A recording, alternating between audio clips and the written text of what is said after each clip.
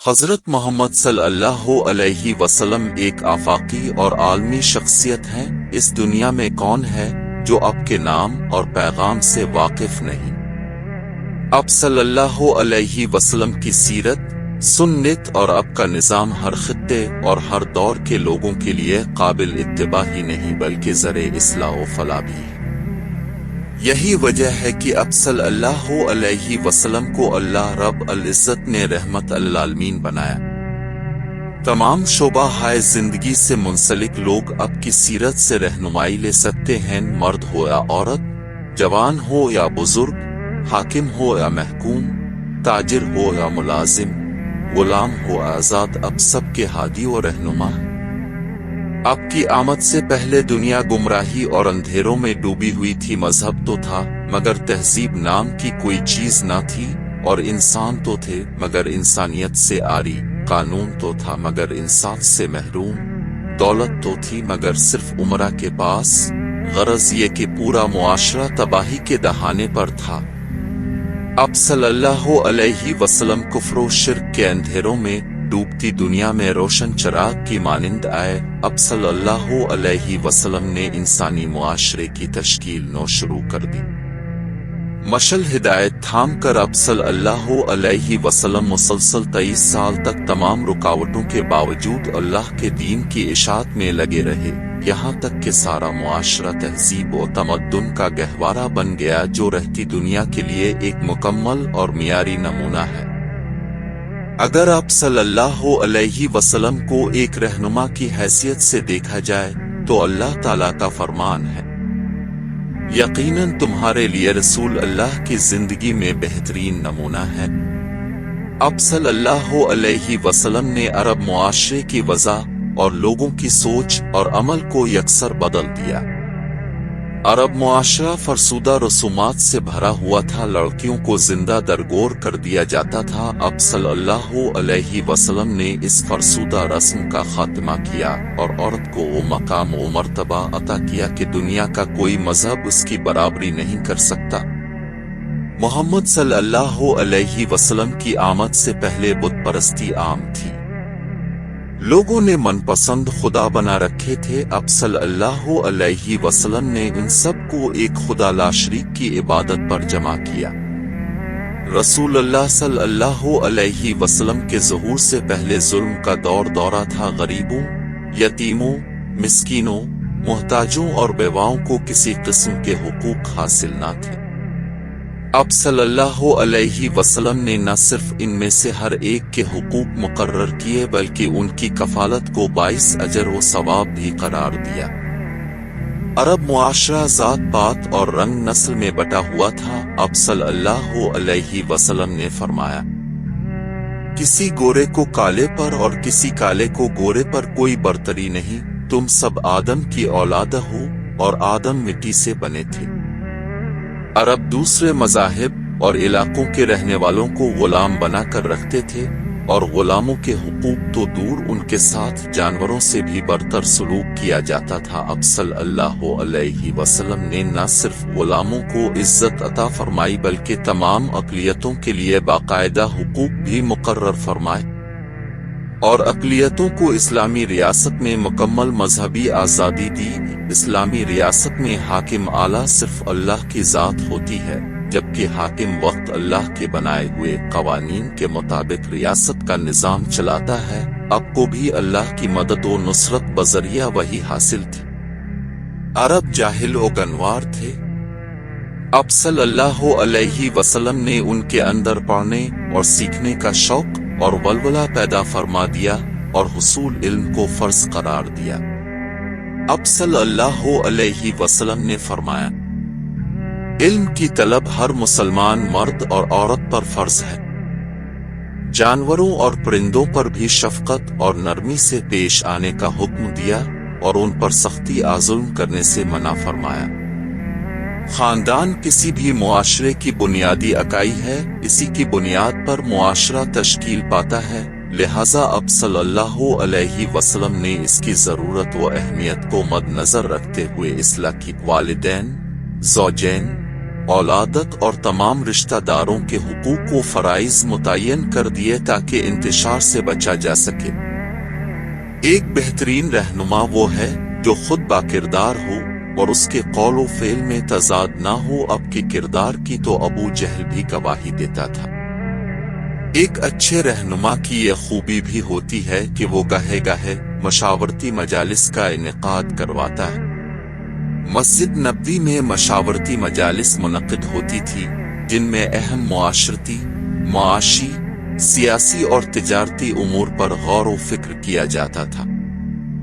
एक अच्छा रहनुमा वो होता है जो अवाम के दिलों में रहता है और हर शख्स के लिए इस तक रसाई आसान हो, अवाम के अंदर घुल मिल जाए और उनके मसाइल को न सिर्फ साने और समझे बल्कि उनको हल करने के लिए हर वक्त कोशा भी रहे। अब सल्लल्लाहु अलैहि वसल्लम में ये तमाम औसाफ बदरजा मौजूद थे।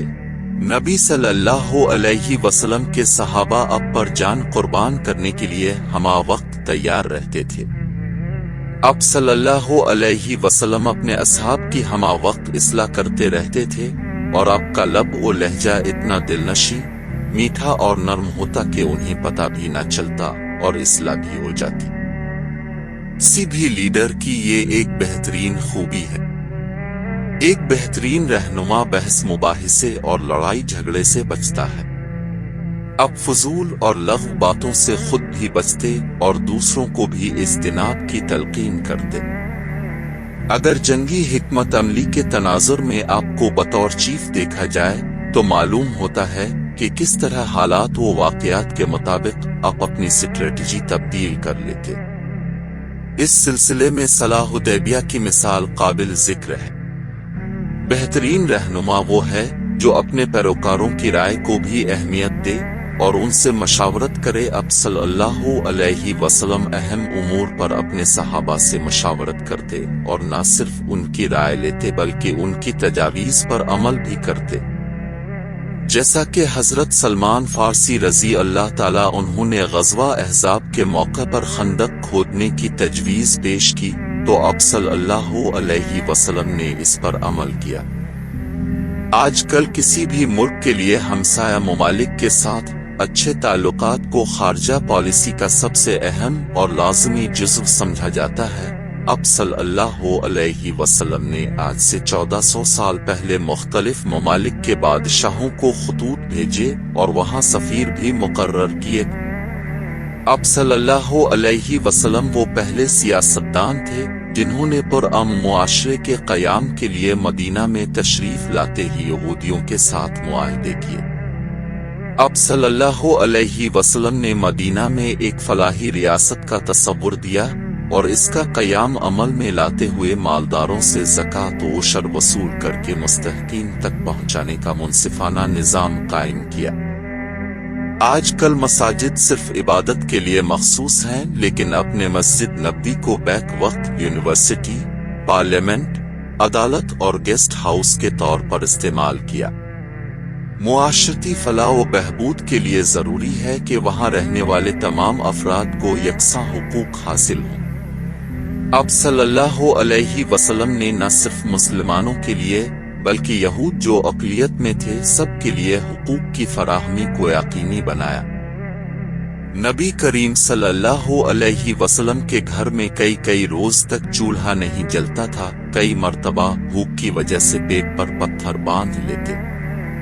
अब चाहते तो कीमती लिबास पहनते और अनौ अक़साम के खाने खाते, लेकिन अब खुद को मिलने वाले तहाइफ भी जरूरतमंदों में बांट देते। अपने ऐशो इशरत की बजाय निहायत सादा जिंदगी गुजार कर हुक्मरानों को ये पैगाम दिया कि अगर तमाम जहानों का बादशाह इतनी आजिज़ी इख्तियार कर सकता है तो वो क्यों नहीं।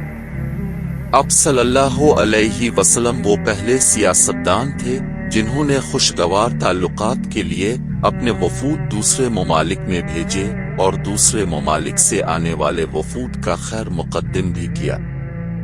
जज़ा और सज़ा किसी भी मुआशरे में अमन के क़याम के लिए बहुत ज़रूरी है। अब सल्लल्लाहु अलैहि वसल्लम ने जराइम के लिए सज़ाएं मखसूस कर दें ताकि इन जराइम का सद्बाब किया जा सके, मसलन कत्ल, चोरी, जिना वगैरह और कानून की नजर में सबको बराबर करार दिया। एक अच्छा लीडर होने की हैसियत से अब मामूली गलतियों और कोताहियों को दरगुजर फरमाते और जब जाती इंतकाम की बात आती तो अक्सर मुआफ फरमा देते। जैसा फतह मक्का के मौके पर हुआ, वो तमाम लोग जिन्होंने आपके साथ ज्यादती की थी आपके सामने सर झुकाए खड़े थे, लेकिन बावजूद इंतकाम की ताकत के अपने सब के लिए आम मुआफी का ऐलान कर दिया। हत्ता कि अबू सुफियान की बीवी हिंदा, जिसने गज़वा अहद के मौका पर आपके प्यारे चचा हजरत हमजा रजी अल्लाह ताला अन्हु का कलेजा चबा लिया था, इसे भी मुआफ फरमा दिया। यही वजह है कि आपकी अदालत में यहूदी भी इंसाफ लेने आते थे। किसी भी मुआशरे की फलाह व तरक्की के लिए जरूरी है कि लोगों को शऊर और इल्म व आगाही दी जाए। अपने इसकी अहमियत को समझते हुए सहाबा इकराम को दूर दराज मुल्कों में भेजा और मस्जिद नबवी के साथ एक चबूतरा जिसका नाम सुफा था में सहाबा किराम की तालीम व तरबियत की जाती थी। हत्ता के बदर के कैदियों की आज़ादी के लिए ये शर्त मुकर्रर की कि वो सहाबा किराम को पढ़ना लिखना सिखा दें। आपके दरबार में हर एक को आज़ादी राय हासिल थी, चुनांचे जिसके ज़हन में जो मसला होता वो अब से बराह रास्त पूछ लेता। आप हर एक की बात पूरी तवज्जो से सुनते और उसके मसले का हल मरहमत फरमाते।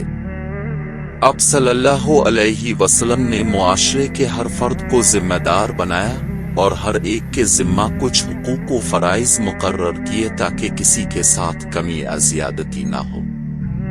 कारोबार और तिजारत के भी कुछ ज़ाब्ते मुकर्रर किए ताकि नुकसान से बचा जा सके, जैसे सूद को हराम करार दिया, तिजारत को हलाल और खुद कामयाब ताजिर बनकर एक अच्छे ताजिर की खुसूसियात से रोशनास करवाया।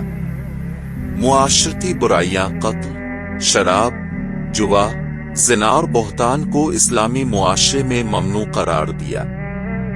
दुनियावी जिंदगी के साथ साथ अखुरवी जिंदगी में कामयाबी को भी यकीनी बनाया और खुद भी नेकी करने और दूसरों को भी नेकी का हुक्म देने और गुनाह से बचने की तलकीन फरमाई। गर्जे के अपने एक पुरअमन और तरक्की पसंद समाज का तस्वुर दिया और फिर उन्हीं उसूलों पर मुआशरा कायम किया और फिर उसे पूरे अरब में वसअत देकर बताया कि यही निज़ाम पूरे दुनिया में आएगा और छा जाएगा। अब सल्लल्लाहु अलैहि वसल्लम की सीरत एक गहरे समंदर की मानिंद है और मुझ नाचीज के लिए अब की खूबियों को इहाता तहरीर में लाना मुश्किल ही नहीं बल्कि नामुमकिन भी। अल-मुख्तसर ये कि अब सल्लल्लाहु अलैहि वसल्लम तमाम बादशाहों से बड़े बादशाह, रहनुमाओं के रहनुमा है। जो कोई भी अब की चौखट पर रहनुमाई और रहबरी की मुराद लेकर आया, खाली हाथ नहीं वापस गया और इंशाअल्लाह ना कभी वापस जाएगा।